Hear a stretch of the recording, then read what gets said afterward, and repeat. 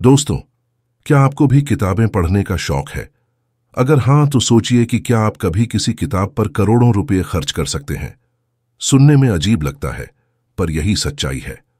आज हम आपको एक ऐसे बिजनेसमैन की कहानी सुनाने जा रहे हैं जिसने एक 100 साल पुरानी किताब पर इतनी बड़ी रकम खर्च की जितने में आप एक आलीशान बंगला खरीद सकते हैं।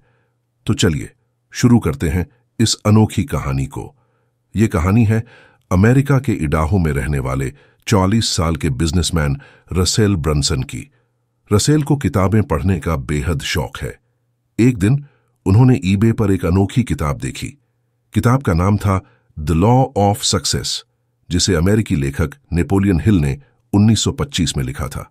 यह किताब करीब 100 साल पुरानी थी और इसका पहला एडिशन, जिस पर नेपोलियन का साइन था, ऑनलाइन बिक रहा था।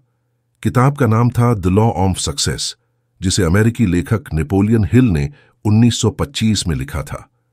यह किताब करीब 100 साल पुरानी थी और इसका पहला एडिशन, जिस पर नेपोलियन का साइन था, ऑनलाइन बिक रहा था।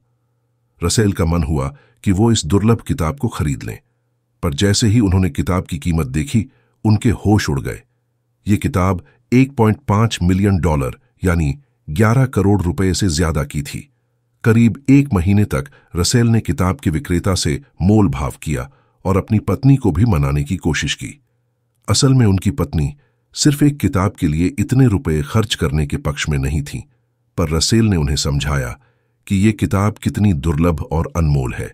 आखिरकार रसेल ने वो किताब खरीद ही ली, लेकिन उनकी पत्नी ने साफ कह दिया कि अब वो आगे कुछ और नहीं खरीदेंगे।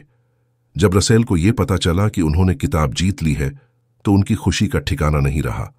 अक्टूबर 2020 में 5 बच्चों के पिता रसेल को यह भी पता चला कि उन्होंने नेपोलियन हिल की अन्य किताबों के कलेक्शन को भी जीत लिया है।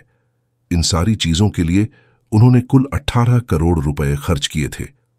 रसेल ने बताया कि वो इस किताब को धूल से बचाना चाहते थे, इसीलिए वो इसे एक प्राइवेट प्लेन में लेकर घर आए। ये किताब उनके जीवन की सबसे महंगी चीज है जिसे उन्होंने खरीदा है। दोस्तों, रसेल की इस कहानी से हमें यह सीख मिलती है कि जुनून और शौक की कोई कीमत नहीं होती, चाहे वो एक किताब हो या कोई और चीज। जब हमें किसी चीज से लगाव होता है तो हम उसके लिए कुछ भी करने को तैयार रहते हैं। उम्मीद है आपको ये कहानी पसंद आई होगी। ऐसी ही और दिलचस्प कहानियों के लिए हमारे चैनल को सब्सक्राइब करें और इस वीडियो को लाइक और शेयर करना न भूलें।